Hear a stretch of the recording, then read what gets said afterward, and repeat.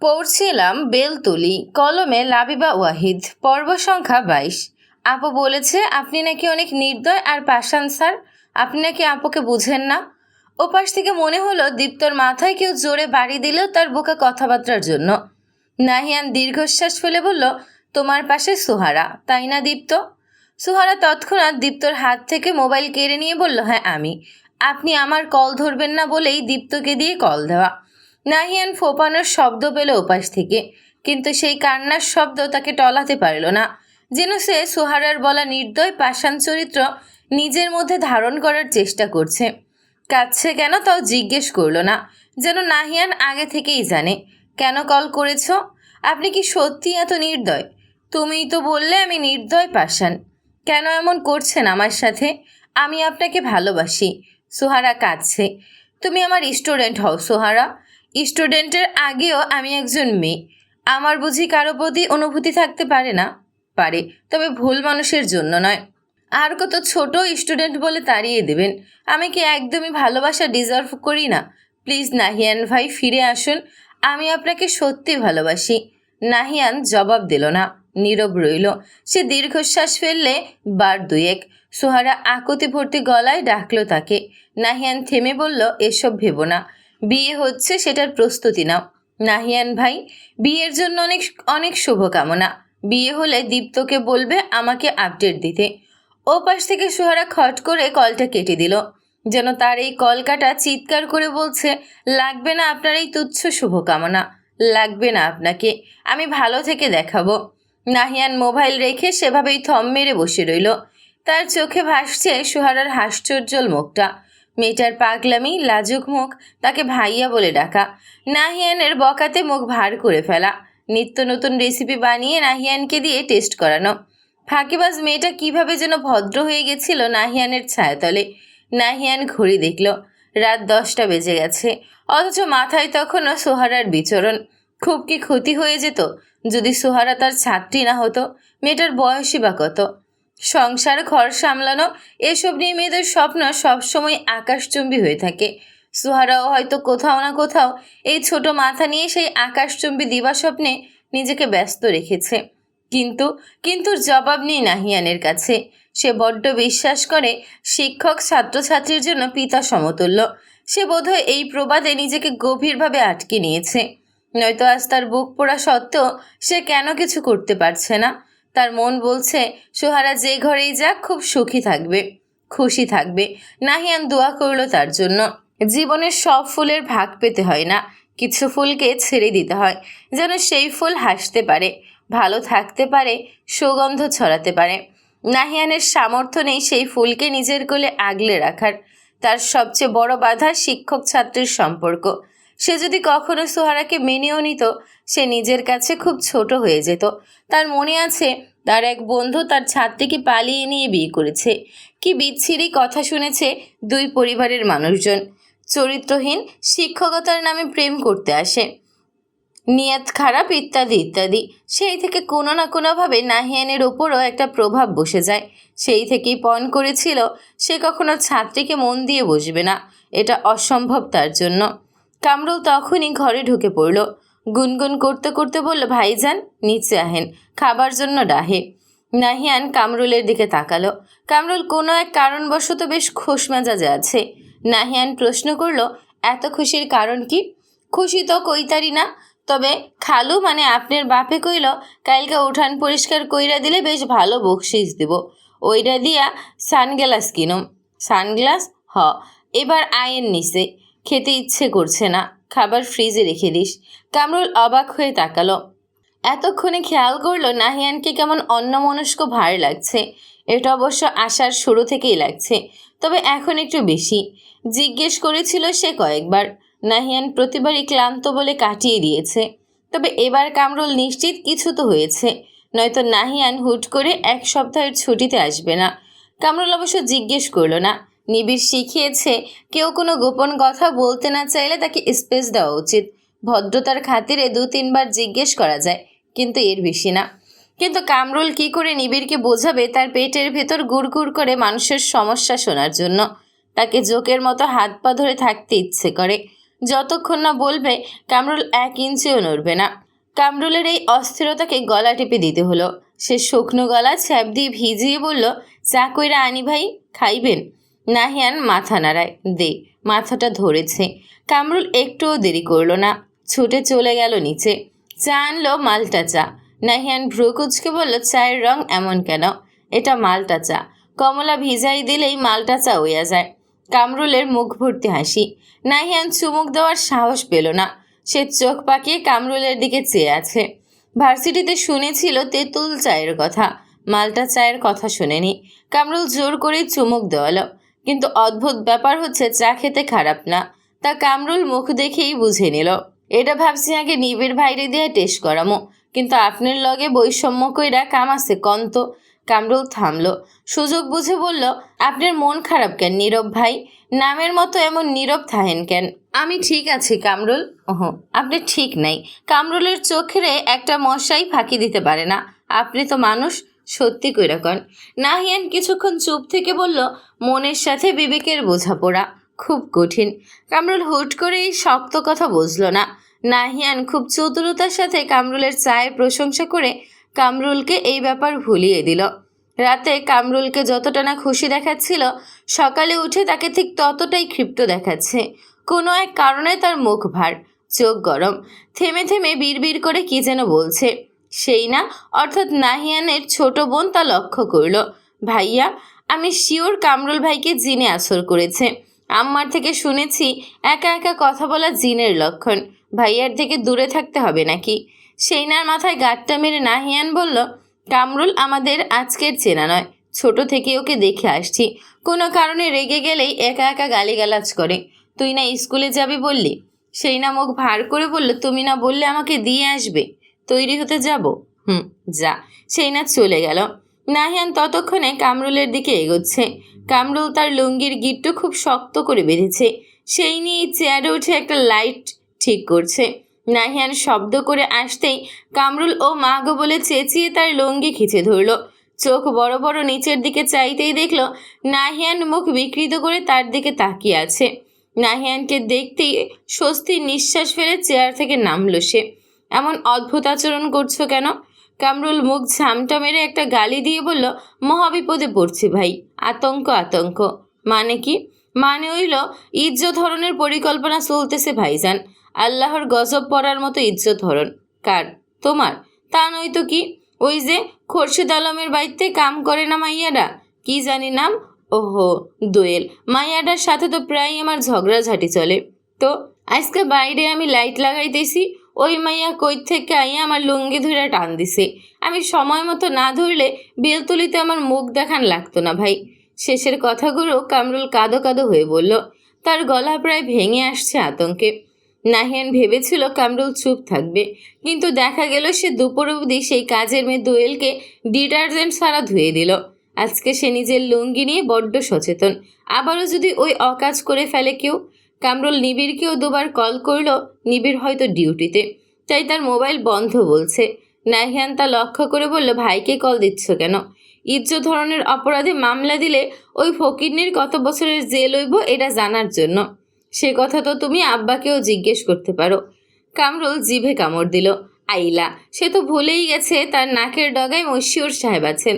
তাকে জিজ্ঞেস করলে তো আরো ভালোভাবে জানা যাবে রিটায়ার্ড অফিসার কিনা। কিন্তু দেখা গেল আজ তার ভাগ্য সহায়নি। মশিউর সাহেব খুব গুরুত্বপূর্ণ মিটিং করছেন বেলতলির বিভিন্ন বড় বড় মানুষদের নিয়ে। আজকাল বখাটেপনা বেড়ে গেছে জবিরদের। এদের কারণে আজকাল মেয়েরা চলাফেরা করতে পারছে না।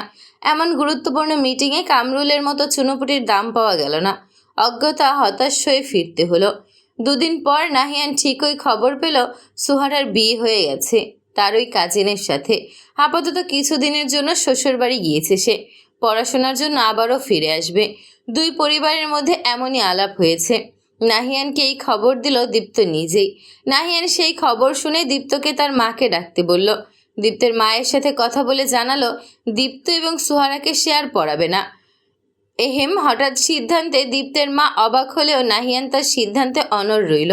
সে চায় না সুহারার মুখোমুখি হয়তো সে চোখে চোখ মেলাতেও পারবে না। সূর্য অস্ত। মাগরিবের নামাজ শেষ হতে না হতেই শেখ বাড়িতে গান বাজনা শুরু হয়ে গেল। ইয়ামিনের আজ গায়ে হলুদের বিভিন্ন রীতিনীতি থাকলেও ইয়ামিনকে এই অনুষ্ঠানের আশেপাশেও দেখা যাচ্ছে না। সেটা লক্ষ্য করে মৌনর সেজো মামা ইয়াসিন বললেন, দাঁড়া না পাগলটারে আমি ধরে আনি। ইয়াসিন মামা সেই যে গেল, এখনও আসার খবর নেই। এদিকে ইয়ামিন থাকা না থাকা নিয়ে কি থোড়াই কেয়ার করে বাড়ির ছোটরা? ওরা তো গানের তালে সাজগোজ করছে ব্যস্ত। মেয়েদের পার্টি এক ঘরে একজন আরেকজনের উপর উঠে আসছে। মেয়েরা নিজেদের সাজিয়ে গুছিয়ে রাখতে পছন্দ করে। তার চেয়েও বড় কথা, ইয়াসিন মামা বলেছেন ক্যামেরা আনবেন ছবি তোলার জন্য। সম্ভবত তার জন্যই আরও উদ্গ্রীব তারা। একসাথে সব এক ঘরে থাকায় কয়েক দফা ঝগড়াঝাটিও হয়ে গেছে। কেউ মেকআপ ব্রাশ পাচ্ছে না, কেউ চুলের ক্লিপ পাচ্ছে না, কেউ সেফটি পিন পাচ্ছে না, কেউ কাজল পাচ্ছে না ইত্যাদি। বুস্টার তো হলুদ রেশমি চুড়িই ভেঙে গেল দুইটা। সে নিয়ে সেও চেঁচামেচি লাগিয়েছে। এসবের মাঝে থেকে মৌনও বেরিয়ে আসতে চেয়েও আসলো না। তার হলুদ চুড়ির ডজন সে বুসটাকে দিয়ে দিল। চুড়ির সাইজ একদম খাপে খাপ মিলে যায়, তাই এই মুহূর্তের জন্য বুসটা ক্ষান্ত হলো। তবে হুট করে বুসটা কি ভেবে বলল, আমাকে হলুদ চুড়ি দিয়ে দিলে তুই কি পরবি? আমার চুড়ি আছে। মৌন তার হাতের সাদা চুড়ি দেখালো। বুসটা অবাক হয়ে বলল, এই বোকামে, হলুদ শাড়ির সাথে কেউ সাদা চুড়ি পরে? পরে আপা, আমি পরবো, দেখবে আমাকে সুন্দর লাগবে। বুসটা লক্ষ্য করেছে মৌনর এই চুড়ির প্রতি প্রচণ্ড কৌতূহল, আদর। এসে অবশ্য বলেছিল এই চুড়ি নিবিড় তাকে দিয়েছে। বুসটা সে সম্পর্কে জিজ্ঞেস করে মৌনকে লজ্জায় ফেলতে চাইল না। আমাদের প্রত্যেকেরই নিজস্ব পছন্দ আছে, সেই পছন্দে হস্তক্ষেপ না করাটাই যুক্তিযুক্ত। তবে সে নিজেও হাসল মৌনর চোখ ভরা উচ্ছ্বাস দেখে। মেয়েটা প্রেমে টেমে পড়েছে নাকি নিবিড়ের উপর? কিন্তু মৌননা বলল নিবিড়ের বিয়ে ঠিক। হঠাৎই তার মাথায় চিন্তা ভর করল। হিসেব তো কোনো দিকেই মিলছে না তার। মৌনর হাতে চুড়ি পরে হাত নাড়িয়ে চুরির শব্দ শুনল। তার আগে থেকেই চুরির ঝুনঝুনি শব্দ পছন্দের। এই সাদা চুরির সুর তো আরও আদুরে হয়ে গেছে। সে কতভাবে এই এক সুর শুনেছে, তাও এত খুশি হচ্ছে কেন? নিবিড় দিয়েছে বলে। অবশ্য সে এখন নিজেও স্বীকার করে সে নিবিড়কে পছন্দ করে। সে জানে পছন্দ করাটা কোনো পাপ নয়। তবে নিবিড়ের মতো মানুষকে সে কি করে পছন্দ করে ফেলল, এটাই মূলত ভাবনার বিষয়। নিবিড়ের সাথে তার শেষ দেখাটা সে রেল লাইনেই ছিল। এরপর মৌনও ব্যস্ত হয়ে গেল ইয়ামিনের বিয়ে উপলক্ষে। শুধু রাতের আধারেই তাকে ভাবার মতো ফুসরত ছিল। আজ যে নিবিড় আসবে না তা সে জানে, তাই নিবিড়ের দল চুরি পরে ঘুরতে দ্বিধা নেই। অবশ্য নিবিড় আসলে সে লজ্জায় সম্মুখীন হবে। সে কখনোই চায় না তার এই ক্ষুদ্র ক্ষুদ্র সুখগুলো নিবিড়ের কাছে ধরা দিক। এমনিতেও সে টিনেজ বয়সে সবচেয়ে বড় ভুলটা করে ফেলেছে প্রেমে পড়ে। অথচ মন ভালোবাসা কি আর এত বয়সের নিয়ন্ত্রণ হয়? রিমঝিম এশাকে নিয়ে অনুষ্ঠানে এক পাশে বসা। রাজিয়া শেখ তার আত্মীয়দের সাথে চুটিয়ে আলাপ করছেন। ওনাকে বহুদিন পর এতটা খুশি দেখছে সে। বাড়িতে তো প্রায়ই কেমন খিটখিটে হয়ে থাকেন। অবশ্য 3-4 ছেলে মেয়ের মা। এত ছেলে মেয়ে থাকলে মেয়েদের মেজাজ খিটখিটে থাকাটাই স্বাভাবিক। বিশেষ করে তিনি এশা আর জুনায়েদকে নিয়ে যা ঝড় তুফান তোলেন রোজ রোজ, সেক্ষেত্রে তাকে এখানে খুশি দেখে মন্দ লাগছে না। নারী পুরুষ যে কোনো বয়সেই বহুদিন পর পর তার আপন মানুষ দেখলে নিজেদের সর্বোচ্চ সুখী মানুষ হিসেবে অনুভব করেন। অথচ এখানে ভিন্ন চিত্র রিয়াজ সাহেবের ক্ষেত্রে। ভদ্রলোক ভীষণ চিন্তিত হয়ে একপাশে বসে আছেন বড় মামার সাথে। বড় মামা সবেই ব্যস্ততা ছেড়ে বসেছেন। বিয়ের আয়োজনে সবচেয়ে বেশি ছুটছেন নিজেই। বসারই সুযোগ মিলছে না ভদ্রলোকের। রিমঝিম জানে তার বাবা এহেম মুখ ভার করে থাকার কারণ। 2 দিন যাবৎ বাবার পেশেন্টরা বেশ চাপ দিচ্ছেন। রোজই তিনি বেলা করে কল করছেন। রিমঝিম খেয়াল করে দেখছে সারা বছর রিয়াজ সাহেবের রোগীর চাপ না থাকলেও কোথাও বেড়াতে আসলেই তার রোগীর সংখ্যা হুড়মুড়িয়ে বেড়ে যায়। আর তিনিও তাদের নিয়ে ছুটে রওনা হন বাড়ির উদ্দেশ্যে। এই নিয়ে রাজিয়া শেখ প্রায়ই চেঁচামেচি করতেন। রিয়াজ সাহেব এবারও এই কাজ করত, কিন্তু ছোট শালার বিয়ে, বসতেও পারছেন না আবার যেতেও পারছেন না। 2 নৌকায় পা দিয়ে থাকার মতো অবস্থা। প্রায় তিনি রিমঝিম রাজিয়া শেখকে জিজ্ঞেস করেন বিয়ে শাদির কেচ্ছা মিটবে কবে। রিমঝিম সঠিক উত্তর দিলেও রাজিয়া শেখ সাফ সাফ জানিয়ে দিয়েছেন ভাইয়ের বিয়ে পুরোপুরি না দেখে তিনি এক পাও নড়বেন না। অজ্ঞতা স্ত্রীর খপ্পরে তিনিও থেকে গেছেন। রিমঝিমের এই ছুটির দিনগুলো মন্দ কাটছে না, বরং ঢাকার জীবনের থেকে বেশ রিফ্রেশ দিচ্ছে এই দিনগুলো। চারপাশে পছন্দের মানুষেরা, কাজিনদের সাথে আড্ডা, সময় করে বাংলোর পেছন দিক থেকে বিভিন্ন ফল কুড়িয়ে খাওয়া, ডাব খাওয়া, কানামাছি খেলা সবই কি দারুণ কাটছে। রিমঝিমের মনে হচ্ছে সে যেন কোনো স্বপ্নের ভুবনে বসবাস করছে। ঢাকার মরীচিকার জীবনও যে তার ছিল, সে প্রায় ফুলতেই বসেছে। তার বারবার মনে পড়ে যাচ্ছে প্রণবের বলা শেষ কথাগুলো। এই 7 দিন আপনি নিজের মতো করে কাটাবেন রিমঝিম।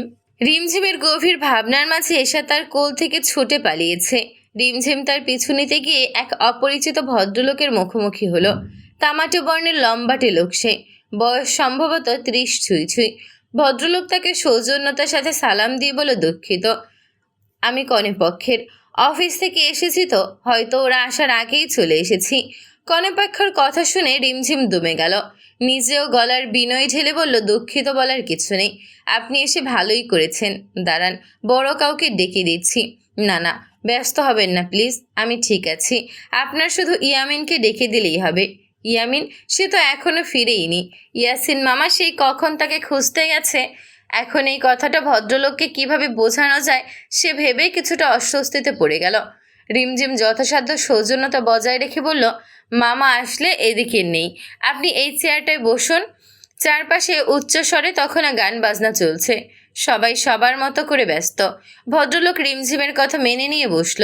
সে নিজেও কিছুটা ইতস্তত হয়ে বলল, যদি কিছু মনে না করেন আপনিও আমার পাশে বসতে পারেন। আমার আসলে অদ্ভুত লাগছে একা একা। রিমঝিম এসাকে খুঁজতে চেয়েও পারল না।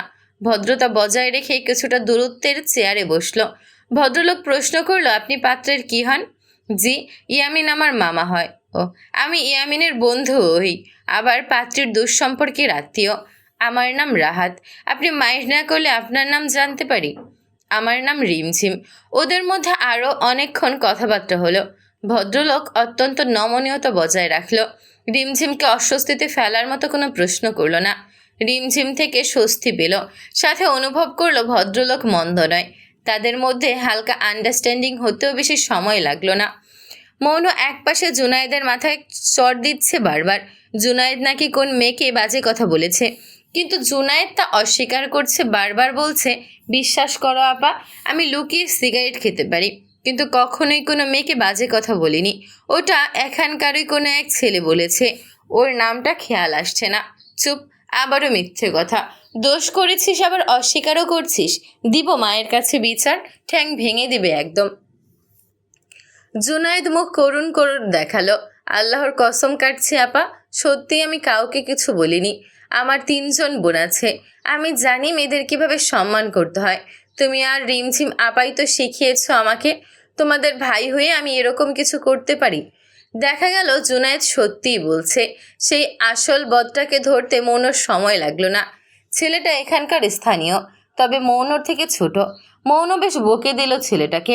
এর মাঝে কনেপক্ষের মানুষজন চলে এলো, সাথে ইয়ামিন নিজেও। ইয়ামিন আসলো কনেপক্ষ আসার 2 মিনিট আগে। মৌন এবং তার কাজিনরা ব্যস্ত হয়ে পড়ল তাদের আপ্যায়ন করতে। এর মাঝে এক বদনজরের শিকার হলো সে, সম্ভবত কনেপক্ষের ছেলেটা। এই ছেলেটা বারবার তাকে রসিয়ে রসিয়ে বেআইন ডাকছে আর কাছে আসার ইশারা করছে। মনুর আগে থেকেই বেআইন নামের ঘেঁষাঘেঁষি পছন্দ না, তবুও সে চাইল না ঝামেলা করতে। ঝামেলা এড়াতে সে ছেলেটাকে এড়িয়ে গেল। কিন্তু আফসোস, মৌনর সৌন্দর্য বরাবরই তার জন্য অভিশাপ। এই বিয়ে বাড়িতেও সে মানুষের নজর থেকে স্বস্তি পাচ্ছে না। এর মাঝে হঠাৎ কেউ তার হাত চেপে ধরতেই চুড়ি ভেঙে গেল।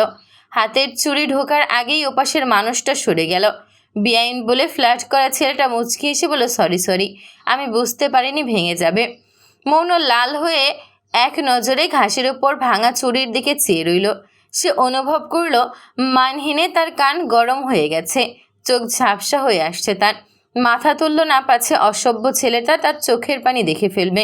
মৌন মোটেও অচেনা কারো স্পর্শ সহ্য করতে পারে না, সেখানে আজ তার সাথে এমন সম্মানহানি হয়ে গেল। চেনা নেই জানা নেই একটা ছেলে এসে তার হাত ধরে টান দিল। এটা কি ধরনের ভদ্রতা? তার বুক পড়া আরও একটা কারণ হচ্ছে নিবিড়ের দেওয়া চুড়ি কয়েকটা এই ছেলেই ভেঙে দিয়েছে। মৌনর অতি যত্নের চুড়ি এখন ভেঙে অবহেলায় ঘাসের ওপর পড়ে আছে। কি হচ্ছে এখানে? মৌন বিমূঢ় হয়ে গেল পরিচিত ভরাট কণ্ঠস্বর শুনে। সে তৎক্ষণাৎ পিছে ফিরে তাকালো। মুহূর্তেই টুপ করে মৌনর চোখের এক ফোঁটা অশ্রু গাল বেয়ে গড়ালো। অবিশ্বাস্য চোখে দেখল নিবিড়ের চোয়াল শক্ত। সে স্থির নজরে মৌনর লাল হয়ে যাওয়া মুখটা দেখল। পরপর শক্ত চোখে তাকালো ছেলেটার দিকে। ছেলেটা আমতা আমতা করলো। আসলে আমি ওনার সাথে কথা বলতে চাচ্ছিলাম। কথা বলতে চাচ্ছিলে কেন অচেনা অজানা মেয়ের সাথে? কমন সেন্স কিংবা ম্যানার্স নেই? কোন সাহসে আমাদের বাড়ির মেয়ের হাত ধরে টান দিয়েছেন আপনি? হাতটা ভেঙে দিলে বুঝি ব্রেইন খুলবে?